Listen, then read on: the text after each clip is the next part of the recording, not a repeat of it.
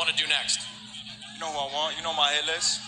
Jaime Munguia at the top of that? Jaime Munguia, Jamel Charlo, Caleb Plant, and Canelo. Vamos a hacer la revancha. My boxing family, what is good? It's your boy Martin, aka the Boxing Purist. Welcome to the Truth and Absolute channel, where I speak the truth and nothing but the truth, so help me good God Almighty. Happy Sunday, happy Sunday. If this is your first time stopping through the channel, you found the channel among channels. So make sure that you hit that me with that three-piece, all right?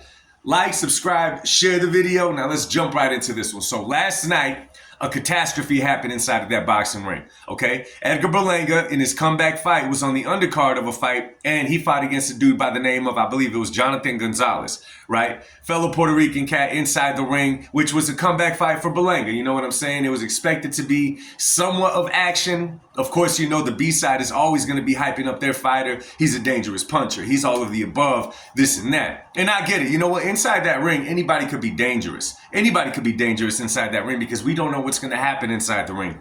There's a puncher's chance. There's an off night for the A-side. There's a chance that the A-side didn't quite take the B-side serious, and it could make for a better fight than what it actually turned out to be. Now, it was definitely a showcase for Edgar Berlanga. Edgar Berlanga went in there and did exactly what he was supposed to do. I don't think any of us expected this to go one round the way that it did. I thought it was going to at least go a little bit different. Nonetheless, one round, Edgar got the job done. 2 knockdowns, finally finished it with the left hook. It was the icing on the cake, and that was the end of it. Now, one thing I don't like about this fight, or a couple things, should I say, I do not like the matchmaking here. Of course, it was meant for Edgar Berlanga to be a comeback fight after his Canelo fight a few months back. Just get him back in the ring, a little tune-up fight, hopefully with bigger things coming next. However, this cat Gonzalez, man, was not in fighting shape. Now, I ain't talking about the way that he looked on the outside. You know, many people just went hard on this dude because, you know, he had the loose skin or whatever.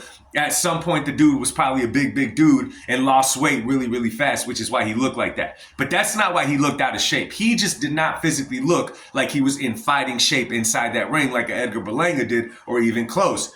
If I read correctly, this dude Gonzalez was coming off a 2-year layoff from the boxing game. Now, if you're familiar with the sport, even if you haven't boxed, if you've watched it long enough, and when someone is out for 2 years plus, even a year plus of being inactive, it's going to hurt them inside the ring. You could do the jogging, you could do the mid work, you could do the sparring, you could do all of the above. Nothing is going to mirror what you do inside that ring. There's nothing like being inside that ring and staying sharp. That's why there's such a thing as tune-up fights in boxing. Anyway, what I don't like about it is that dude got knocked out, whatever he was in there with Berlanga, who's a big puncher, but the dude could get hurt. You know what I'm saying? I'm sure he got a real solid payday. I'm sure all of the above, man, but the dude could have gotten hurt inside that ring. Now, I know he was not forced to do it, but man, matchmakers, you got to be a little bit more careful with this, man. It's very sad when you see somebody get knocked out and never recover from a fight because something happened to their head or something. Anyways, moving forward, Edgar Berlanga, nonetheless, did what he was supposed to do. Now, what's next? Well, after the fight, they asked him who is next, as you guys saw, right? And he threw 3 names out there that seem realistic. One, it's not going to happen, but hey,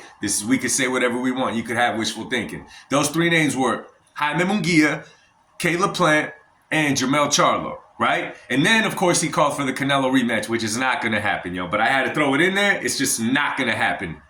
No way on God's green earth Canelo gives Edgar Berlanga a rematch at this point in his career. There's no way on God's green earth that Turkey is going to push for a Berlanga fight against Canelo at this point in his career. Not going to happen. Edgar Berlanga should look forward, create his own path instead of trying to go back to Canelo and get another bag. However, now, let's take Charlo out the way for a minute, right? Let's just take the Charlo fight out of the way.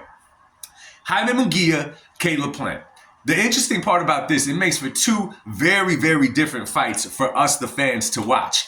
A fight with Caleb Plant, Edgar Berlanga is going to have to dig a little bit deep as far as how smart he fights inside that ring. Because Caleb Plant is not going to be in there to bang with a puncher like Edgar Berlanga. You know, he's not going to take the fight to him. And I know he took the fight to Macombi. I know different parts of his career he sat down and he's fought these guys. But Caleb Plant, I do not believe, has the power to keep a puncher like Edgar Berlanga off of him. So he would have to box, which would be cool to watch. Right? It'd be damn cool to watch, but it would not be that kind of exciting fight that casual people are going to go up and line up to watch. Now, the Munguia fight, on the other hand, now that fight right there does not go 12 rounds. That fight does not go 12 rounds. Let me tell you guys right now, it would be action-packed as long as it lasted.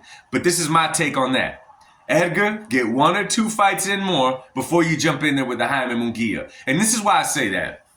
Edgar Berlanga jumped up in competition quite a bit when he fought Canelo Alvarez. When he got the Canelo fight, man, it was a jump in skill set like no other. Canelo, compared to everyone else he faced, Edgar Berlanga was facing good fighters and then jumped and faced an elite one. He didn't face great fighters. He didn't face none of the above. He made that big leap. So he still needs to get the experience. Don't get me wrong. He got experience from the Canelo fight, being in the limelight lately and all of that. I get that part. But to go in there with someone with Munguia who's so experienced, what does Munguia have, like 46 professional fights or something crazy like that? It'd make for an action-packed fight. It'd sell because of the whole Mexico-Puerto Rico rivalry thing, so it would definitely sell. And it would be a bigger event than the Caleb Plant fight. But I just think at this point in time, Munguia may be a little bit too much for Edgar Berlanga. Jaime Munguia is like a tornado inside that ring. He's just going to keep coming, not giving Edgar time to think. Would I like to watch it? Absolutely. Do I think that Edgar should take maybe one more fight against another solid opponent before that? Absolutely. But anyway, man, let me know what you guys think, man. Drop it in the comments section. I'll speak to y'all real soon, man. Much love. God bless y'all and peace.